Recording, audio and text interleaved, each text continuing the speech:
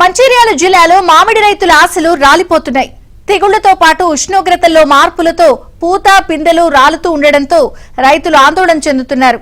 కనీస దిగుబడి వచ్చేలా లేదని రైతులు ఆవేదన వ్యక్తం చేస్తున్నారు.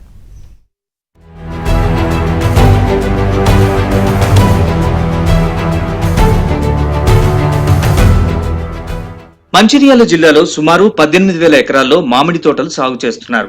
వాతావరణం అనుకూలిస్తే ఎకరానికి 2 నుంచి 3 టన్నుల చొప్పున సుమారు 75,000 నుంచి 1,00,000 టన్నుల దిగుబడి రావాల్సి ఉంది. కానీ తేనె మంచు తెగుళ్లు, వాతావరణ ప్రతికూలతలతో రైతుల్లో ఆందోళన వ్యక్తమవుతోంది. తేనె మంచు తెగుళ్లతో మామిడి పూత పిందెలు రాలిపోతున్నాయి. నల్లతామర పురుగులు కాండం, కొమ్మలు, బెరడులోకి చేరి పూత పిందె సమయంలో పంటను నాశనం చేశాయి. పురుగులు రసం పీల్చడంతో పూత రాలిపోయింది. కొద్ది రోజులుగా 40 డిగ్రీలకు పైగా ఉష్ణోగ్రతలు నమోదవుతుండటంతో తోటలు దెబ్బతింటున్నాయి.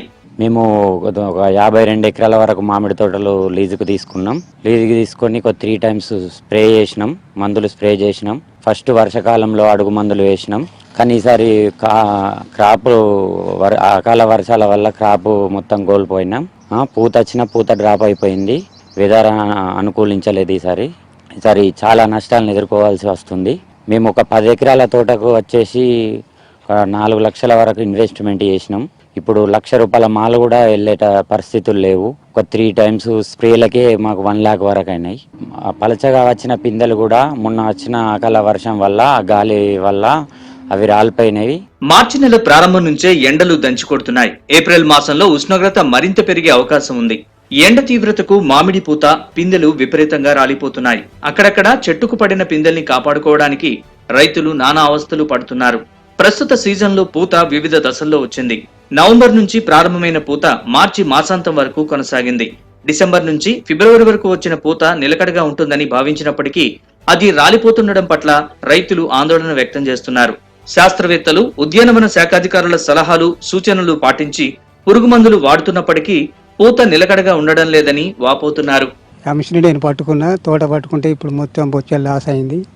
మందులు వేసినాము, అన్ని రకరకాలు చేసినా కూడా అది వాతావరణం చేపట్టు ఎట్లనో కానీ లాభం లేదు. తోటలల్లా పెట్టిన పెట్టుబడి వెళ్తలేదు.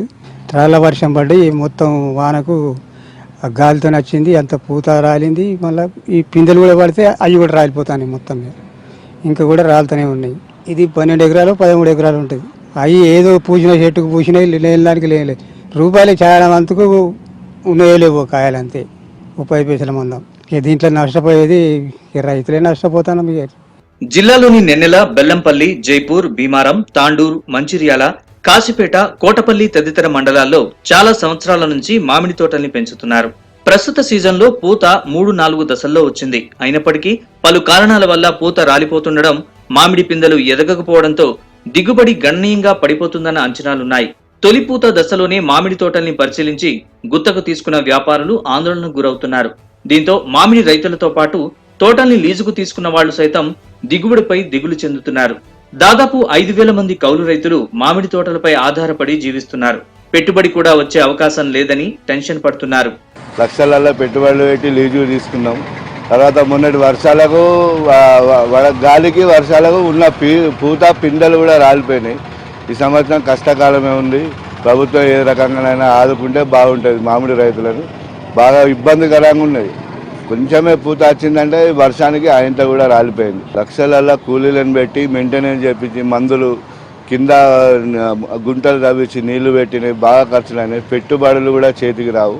దిగుబడి బాగా తగ్గిపోతుందని మామిడి రైతులు ఆందోళన చెందుతున్నారు.